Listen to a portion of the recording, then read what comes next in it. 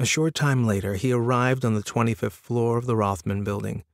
Jacob was surprised to see Otto himself calmly waiting. Otto rose from his chair and met Jacob. As he extended his hand, he said, "Welcome. I'm glad you could make this meeting, my boy. We will be meeting in one of the workrooms rather than my office. Lunch first, then your current questions, and then the test, as it were." "Sounds good to me, Otto," Jacob replied, actually looking forward to the test, as it were. They re-entered the elevator and descended to the 21st floor, where they walked down the hallway to a door with a handprint security pad. Otto placed his hand to the pad, and the door opened to reveal a very impressive system setup. It was close to being a compact data center. The humming of the machines and flashing screens immediately comforted Jacob. Lunch was set up at the far end where they made their selections and were seated.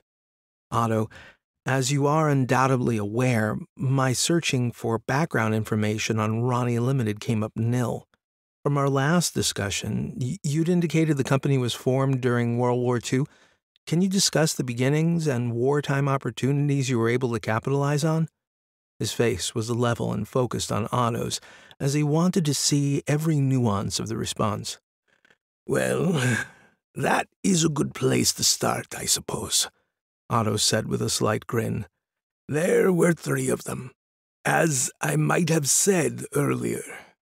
For now, their names are not important to you. I am the descendant of one of the men and was born after the end of the war." His recall began, and the edge to his voice was sharpened with anger at certain points in the discussion. "I am not certain how knowledgeable you are on the European havoc that Hitler brought to my family's homeland of Poland. They were young and idealistic, but focused on interfering with the Nazis' communications.